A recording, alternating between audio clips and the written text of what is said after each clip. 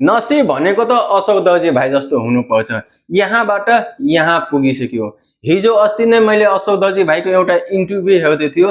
त्यसले जति पनि मुभिज खेलिसकेको छ या अगाडि दिनमा जति पनि मुभिज त्यसले खेलिराखेको छ, मुभिजमा खेलेको त्यसले अहिलेसम्म एउटा पनि पैसा लिएको छैन, एउटा पनि रुपैयाँ लिएको छैन। अशोक दर्जी भाइको अहिलेसम्म बैंक एकाउन्ट पनि बनाएको छैन। अशोक दर्जी भाइ र निता ढुङ्गानाको अहिले न्यू मुभिज आउँदैछ पार्वती हो। त्यो मुभिजको ट्रेलर आइसकेको छ 4 मिनट 4 सेकेन्डको।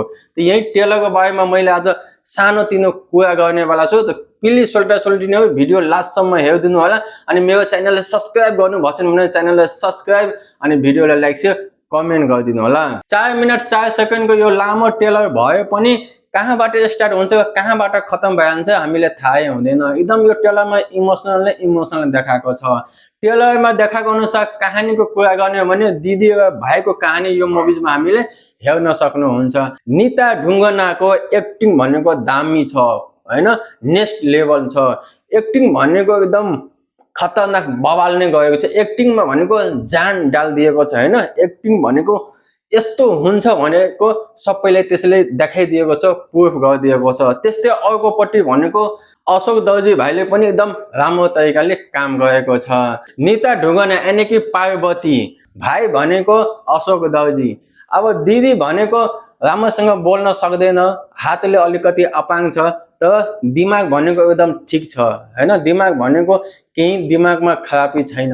र त्यसको सानो भाइ हुन्छ अशोक दर्जी। अब अशोक दर्जी त्यसको सानो भाइ भनेको आफ्नो दिदीलाई अब कसरी त्यसले केयर गर्छ, कसरी त्यसले आफ्नो भनेको जिम्मेवारी निभाउँछ, साथमा नै खेल्छ, घुम्छ, स्कुल पनि जान्छ र एकदम उनीहरूको जीवनमा खुसी हुन्छ, दिदी र भाइको जीवनमा खुसी हुन्छ।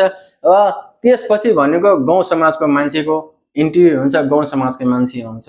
सबैजनाले पनि थाहा छ कसैको छोराछोरी अलिकति राम्रोसँग बोल्न सकेको छैन या हात खुट्टाले अलिकति अपाङ छ भनेपछि गाउँ समाजको पनि मान्छेले यसैले अलिकति देवी देवताले देखाउनु, अलिकति झाँक्री फुक्री लगाउनु भन्छ। र यो मुभिजमा पनि त्यही गर्छ।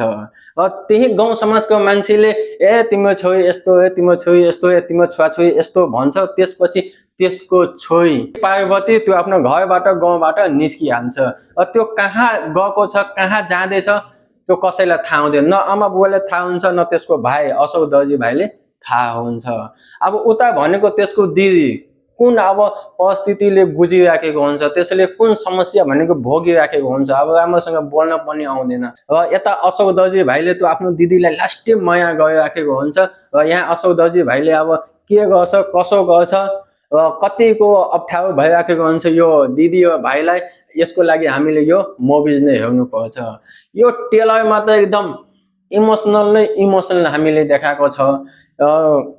ट्रेलर हेर्दाखेरि त आँखाबाट आँसु नै आयो। मलाई त यो ट्रेलर एकदम राम्रो लाग्यो। अनि तपाईहरुले कस्तो लाग्यो आफ्नो राय भनेको कमेन्ट गरिदिनु होला। अनि प्लिज सोल्टी नै हो मेरो च्यानललाई अहिलेसम्म सब्स्क्राइब गर्नु भएको छैन भने च्यानललाई सब्स्क्राइब अनि भिडियोलाई लाइक शेयर कमेन्ट गरिदिनु होला। हाम्रो भेट फेरि अगाडि भिडियोमा हुन्छ। तबको लागि जय नेपाल।